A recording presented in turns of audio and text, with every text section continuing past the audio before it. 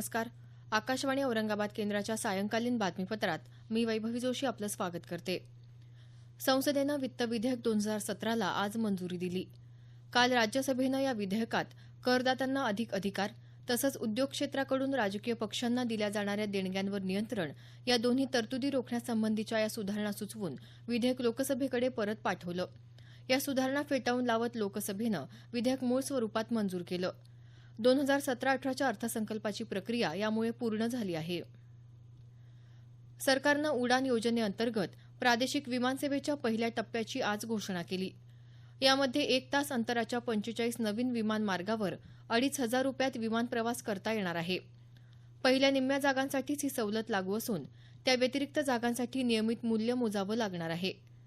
या योजनेत महाराष्ट्रातल्या नांदेड मुंबई, नांदेड हैदराबाद, नाशिक मुंबई, नाशिक पुणे, कोल्हापूर मुंबई, जळगाव मुंबई आणि सोलापूर मुंबई या मार्गांचा समावेश आहे.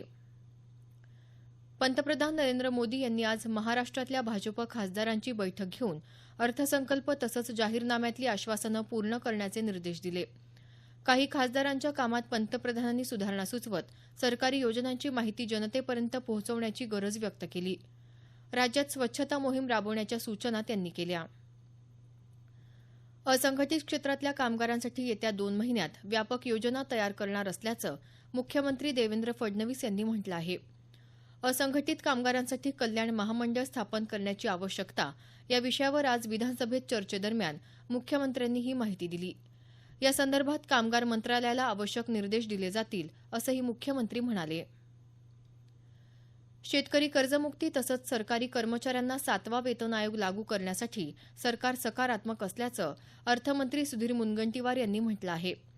7वा वेतन आयोग लागू केल्यानं सरकारी तिजोरीवर 21,500 कोटी रुपयांचा भार पडणार असल्याची माहिती त्यांनी दिली.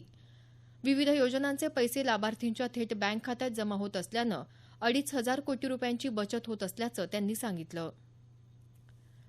हृदयरुग्णांवर उपचारासाठी वापरण्यात येणारे स्टेंट, कॅथेटर बलून यासारख्या उपकरणांसाठी रुग्णांकडून उत्पादन किमतीपेक्षा अधिक किंमत वसूल करणाऱ्या रुग्णालयांवर कारवाईचा इशारा ग्राहक संरक्षण मंत्री गिरीश बापट यांनी आज विधान परिषदेत दिला. या प्रकरणी दोषींना 7 वर्ष कारावासाच्या शिक्षेची तरतूद असल्याचं बापट यांनी सांगितलं.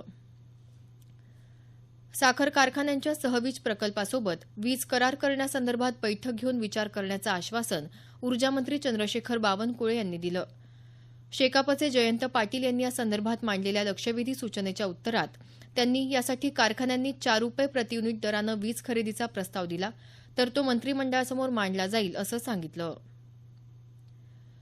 शाळांमध्ये वाढत्या लैंगिक शोषणाच्या घटना रोखण्यासाठी राज्य शासनानं स्वतंत्र संकेतस्थळ सुरू करण्याचा निर्णय घेतला आहे. शिक्षण मंत्री विनोद तावडे यांनी आज विधानसभेत ही माहिती दिली. यासाठी राज्य शासनानं 103 नंबरवर हेल्पलाईन सुरू केली आहे असं तावडे यांनी सांगितलं. शेतकऱ्यांना पीक विमा भरपाईच्या रकमेतून बँकांनी कर्ज वसुली करण्याच्या शासनाच्या आदेशावर विधान परिषदेचे विरोधी पक्षनेते धनंजय मुंडे यांनी आक्षेप घेत ही वसुली तात्काळ थांबवण्याची मागणी केली आहे. शेतकऱ्यांना पीक विम्याच्या भरपाईपोटी मिळणाऱ्या रकमेतून कर्ज वसुलीची रक्कम कापून घेण्याचे आदेश सहकार विभागानं बँकांना दिले आहेत. त्यासंदर्भातील नवीन आदेश 22 मार्च रोजी काढण्यात आला आहे. या पार्श्वभूमीवर मुंडे विधान परिषदेत बोलत होते. राज्यात आज अकोला इथं सर्वात जास्त 44 अंश सेल्सिअस तापमान नोंदवलं गेलं. मराठवाड्यात औरंगाबाद, परभणी आणि बीड इथं 41 अंश तर उस्मानाबाद इथं 40 अंश सेल्सिअस तापमानाची नोंद झाली. उस्मानाबादचे खासदार रवींद्र गायकवाड यांच्यावर विमान कंपन्यांनी लादलेली प्रवासबंदी उठवण्यासंदर्भात शिवसेना खासदारांनी आज लोकसभा अध्यक्ष सुमित्रा महाजन यांची भेट घेतली.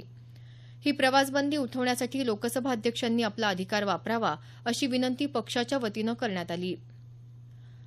याबरोबरच हे बातमीपत्र संपलं. आमचं यानंतरचं बातमीपत्र उद्या सकाळी 6:50 मिनिटांनी.